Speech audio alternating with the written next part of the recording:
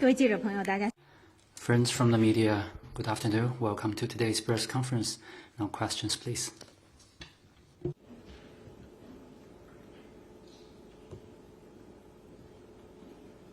发言人您好，我是新华社记者。第15届夏季达沃斯论坛。ChinaUS Agency, the 15th annual meeting of the new champions is being held in Dalian. We noted that Klaus Schwab, executive chairman of the WEF, said that under the current international landscape, international cooperation is more important than ever. What's your comment?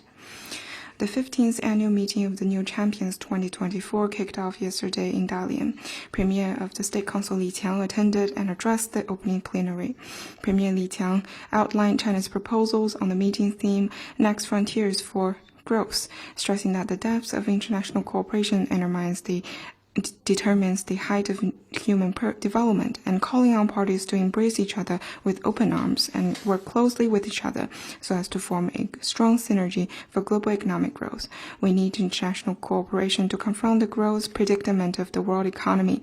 Economies make progress through exchange and interconnectivity and fall behind because of seclusion and closeness.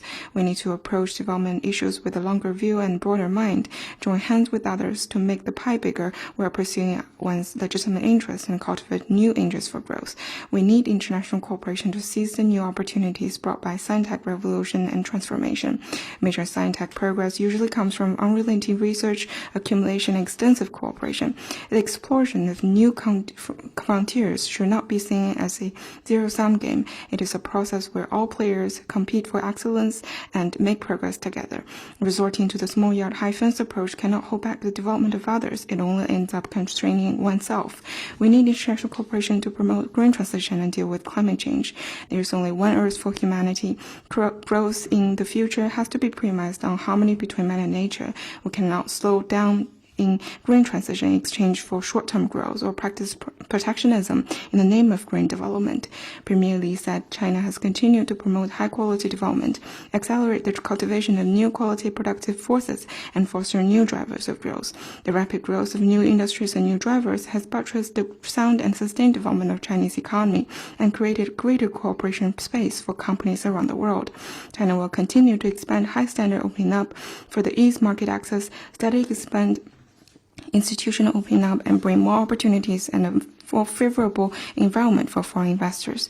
China stands ready to work with other countries to sail the giant ship of the world economy into a vast blue ocean and create an even brighter future for humanity. Next one, please. Thank you. Question from AFP. 法新社，你能否评论一下昨天《华尔街日报》对美国驻华大使伯恩斯进行的采访？在采访中，他说到，中国阻止美中之间公民之间的人文交往，而且中国的官员还通过恐吓来阻止美国组织公民参加美国组织的活动。关言论不符合。Ambassador Burns' remarks are far-fetched and deviate from the important common understandings reached by the two presidents of China and the US at the summit meeting in San Francisco. And the right way for the two countries to get on along with each other, they are not conducive to sound and steady growth of China-US relations. China is guided by the principles of mutual respect, peaceful coexistence, and win-win cooperation put forward by President Xi Jinping, growing relations with the US. And as we speak, an event named the Bond with Kuliang 2024 China-US Youth Festival is being held in Fuzhou. This is the largest youth exchange event with the greatest variety of activities being organized since the two countries established diplomatic ties. The US has used the national security as a false pretext to harass, interrogate, and deport Chinese students arriving in the US. Such moves inflicted enormous damage on the persons concerned.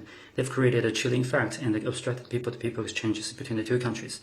The images of the US in the eye of the Chinese people is ultimately determined by the US itself. And we hope that to promote China-US people-to-people exchanges through credible exchanges and advance the sound and steady growth of bilateral relations. Next one, please. 中国日报，今天是波兰总统杜达访华最后一天，可否进一步介？ And this is the last day of President Duda's visit to China. Can you share more details on the visit? How does China view the visit?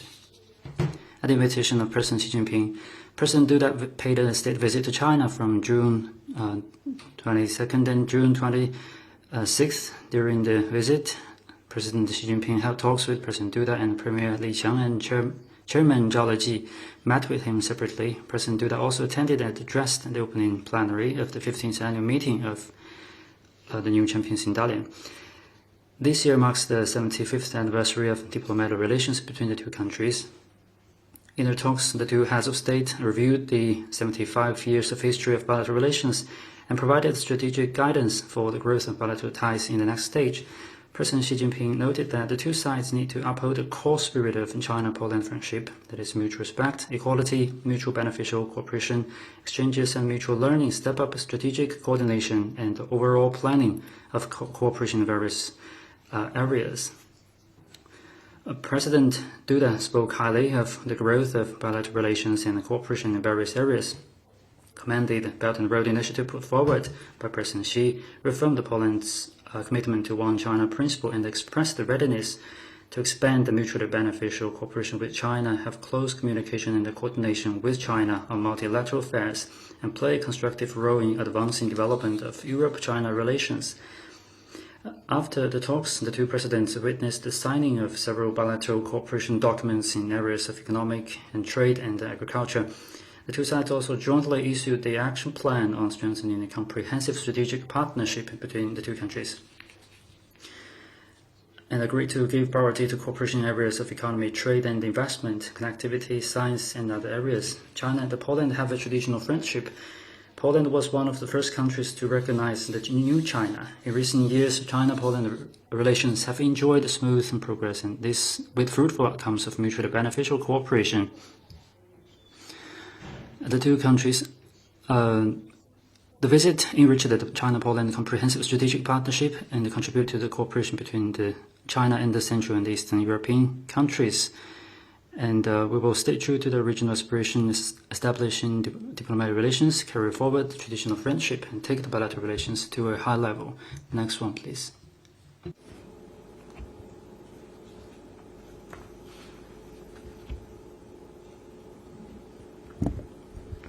Thanks. Another one from 法新社，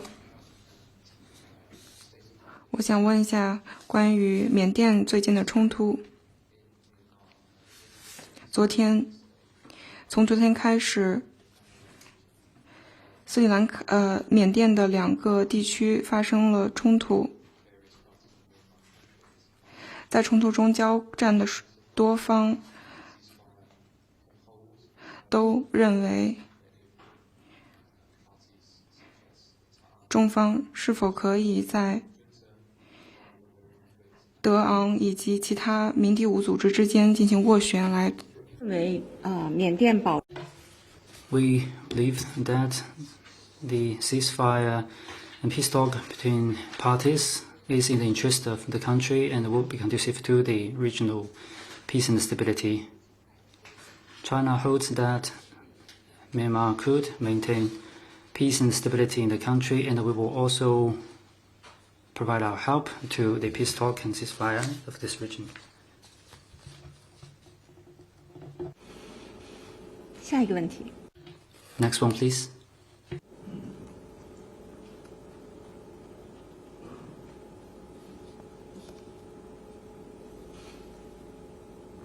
还有其他问题吗？ Any more questions? Thank you. Bloomberg News. 彭博社，斯里兰卡将同巴黎俱乐部的债权国签署双边债务重组协议。如果这一协议能够签署，那么现在重点将会转向与国家开发银行的谈判，中方能够提供相关情况。I'd refer you to competent Chinese authorities for the specifics. What I can tell you is that the Export-Import Bank of China was the first to tentatively agree with Sri Lanka on debt treatment, which has been crucial for Sri Lanka to advance fiscal reform and win further support from international creditors. China stands ready to work with relevant countries and international financial institutions to support Sri Lanka in realizing debt sustainability.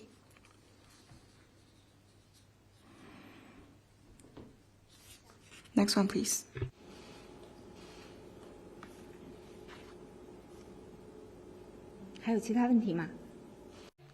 Any more questions?